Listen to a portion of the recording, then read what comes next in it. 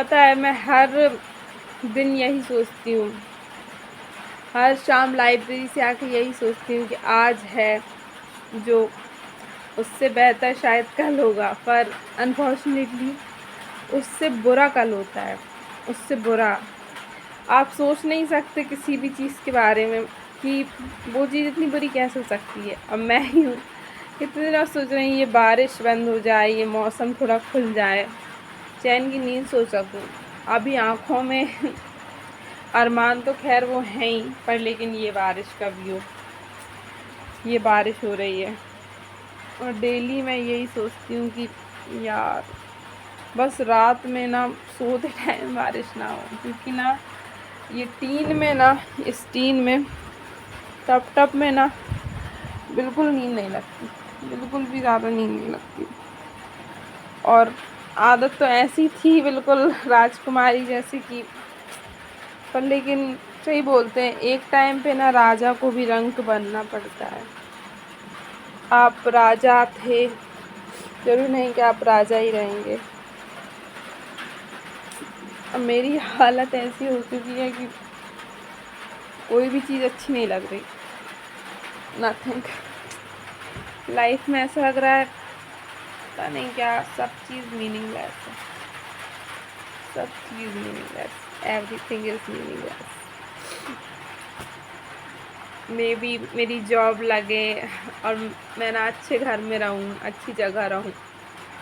आप सब जानते तो हैं हमारा घर कितना बड़ा है नीचे, पर लेकिन एक रीज़न है ना, आपकी लाइफ में आपके पेरेंट्स अच्छे हैं, आपके कज़न्स अच्छे हैं, आपके रिलेटिव्स अच्छे हैं, आपके कलीग्स अच्छे हैं, आपके नेबर्स अच्छे हैं, सब कुछ अच्छा है।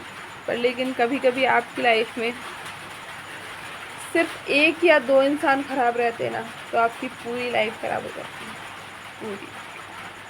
तो हमारे घर में वो दो इंसान ऑलरेडी मौजूद ही हैं, आपको क्या बताना, आप तो सब जानते हैं। उन दो इंसान की वजह से हम बच्चों का जीवन भी पूरा ख़राब हो चुका है।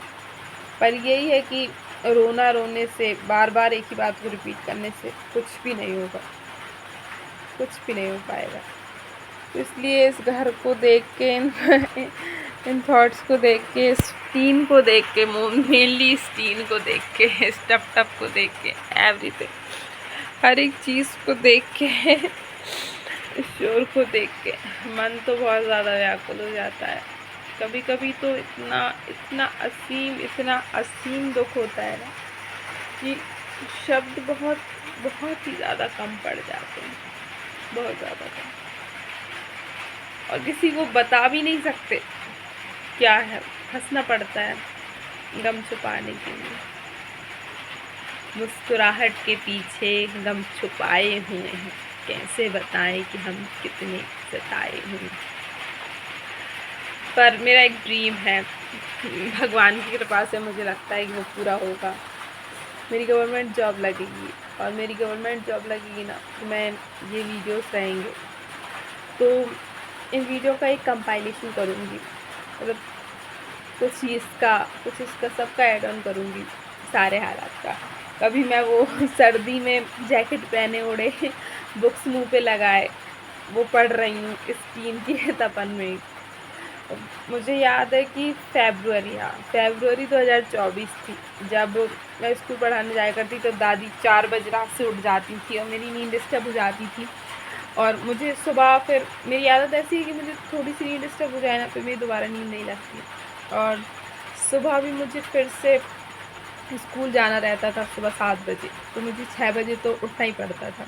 और मैं रात में भी 11-12 के समथिंग सो पाती थी, तो 4 ही घंटे में फिर इतना हो भी नहीं पाता। दिन भर भी कोचिंग पढ़ाना, अपना बीजीडी से था, थोड़ा अपने पढ़ाई भी करना, थोड़ी हेल्प भी करवाना काम में, तो फिर बहुत ज़्यादा थक भी जाती थी, हिम्मत भी नहीं रहती थी मेरी। तो फिर हम लोगों ने डिसाइड किया यहीं छत पे सोएंगे, यहाँ कम से कम ठीक है, सर्दी लगेगी, बीमार होंगे, फीवर आएगा, टीन की ये टप टप होगी, बारिश होगी, पर लेकिन क्या है, ये चीज़ें ना इंसान थोड़ा एडजस्ट कर लेता है, क्योंकि कहीं तो एडजस्ट करना पड़ेगा। आपकी डेली 4 बजे नींद खुल सकती है, आपकी 12 बजे नींद खुल सकती है, आपकी 2 बजे नींद खुल सकती है, कुछ टाइम ही नहीं है। इस टेंशन से अच्छा है कि आप, ये टप टप है, कुछ भी कर लो भाई, हेडफोन यूज़ कर लो, कुछ भी कर लो, आप इससे तो रिलीफ पा ही सकते हैं। पर लेकिन जो शोर होता है, जो गंदे तरीके से बात करने का तरीका होता है, जो तेज़ आवाज़ें होती हैं, जो बर्तन की आवाज़ होती है, और एकदम एक बिन निर्दोष इंसान को ब्लेम करने की वो एब्यूज़ करने का तरीका होता है, वो मुझे बिल्कुल बर्दाश्त नहीं होता। मुझे बिल्कुल भी बर्दाश्त नहीं होता, चाहे वो कोई भी हो। गलत चीज़ गलत होती है। तो इसलिए हम लोगों ने डिसाइड किया फ़रवरी 2024 में कि हम लोग यहीं छत पे रहेंगे। और जैसे तैसे ये लोहे के पलके हैं, ये दो, इनको लेके आ भी गए। ये कूलर है, फ़ैन वैन भी चल रहा है, ये सब है, सब आ भी गए। और सोचा था मार्च में भी स्कूल जाती थी, अप्रैल में। फिर मैंने कहा कि नहीं यार, इधर टीन में डले हैं, स्कूल के पैसों में कुछ नहीं होगा। और लाइफ में बाई चांस ऐसे ससुराल मिल गया तो हम भी गए, और हम पेरेंट्स के लिए कुछ कर ही नहीं पाएंगे। स्कूल पढ़ाते पढ़ाते शादी कर देंगे घर वाले, और बस फिर लड़की की लाइफ बताइए क्या होती है। तो फिर मैंने सोचा कि मैं प्रिपेयर करूँगी कॉम्पिटिटिव एग्ज़ाम्स के लिए। तो मैंने फिर 11 मई, हाँ, मैंने लाइब्रेरी स्टार्ट कर दिया जाना। थोड़ी पहले मैं अप्रैल में स्कूल के साथ जाया करती थी 2-3 घंटे के लिए। स्कूल से आती 2:30 बजे, फिर 2:30 बजे के बाद 10 मिनट चेंज किया और बैग उठाया। कभी कभी ना लंच भी नहीं करती थी, भूख ही नहीं लगती थी, किसी भी चीज़ को, किसी काम करने का मन ही नहीं होता था, मन इतना ज़्यादा उदास रहता था। तो फिर लाइब्रेरी चली जाती थी, 5 बजे तक बैठती थी, अप्रॉक्स 2-2.5 घंटे बस, क्योंकि पीजीडीसी कोचिंग रहती थी 5 से वहाँ जाती थी, 6:30 पौने 7 तक घर आ जाती थी। और ऐसे चलता रहा, सुबह 7 से वही स्कूल, और शाम के 7 तक 12 घंटे फिक्स। 10-20 मिनट का ब्रेक है, वो भी मुश्किल से। फिर थक जाती, सोचती थी यार इतना इन्वेस्ट मैं यहाँ कर रही हूँ तो अर्निंग ही हो रही है और शांति है नहीं घर पे, बिल्कुल भी डिस्टर्बेंस हो रहा है। पढ़ूँगी शायद हो जाएगा, प्रिपेयर भी किया, स्टार्ट भी किया। मैंने कहा ठीक है पढ़ाई करेंगे, यहाँ रिज़ाइन करेंगे। और फिर पढ़ाई स्टार्ट भी कर दी, और बहुत उम्मीद थी बहुत ज़्यादा कि 25 तक तो एक जॉब तो ले ही लूँगी। पर लेकिन कभी कभी कहते हैं ना, आपके हालात सपोर्ट नहीं करते ना, तो आप कितनी भी कोशिश कर लीजिए, आप नहीं कर पाते।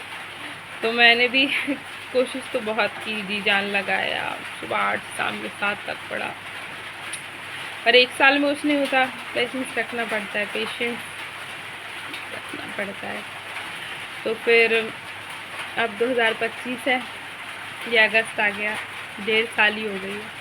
और यहाँ तो हम लोग हैं ही, ये सब चीज़ तो बर्दाश्त कर ही रहे हैं भगवान। बस सर्दियों में इधर रहने की मत देना, यहाँ बहुत हवा चलती है, ये विंडो से इतनी हवा आती है, बंद भी नहीं होती, सच में गुस्सा भी आती है, कुछ कर भी नहीं सकते। लास्ट ईयर तो मैं 2-3 महीने तक बिल्कुल इतनी बीमार हो गई थी, यहीं पड़े रहती थी, और नीचे का शोर सुनाई देता था, पड़े पड़े अभी भी वही हालत ख़राब हो रही। भगवान शक्ति। मैं एक दिन आपको पूरी स्टोरी ज़रूर सुनाऊंगी, वेट कीजिए। Thank you. जय श्री राधे, जय श्री कृष्ण।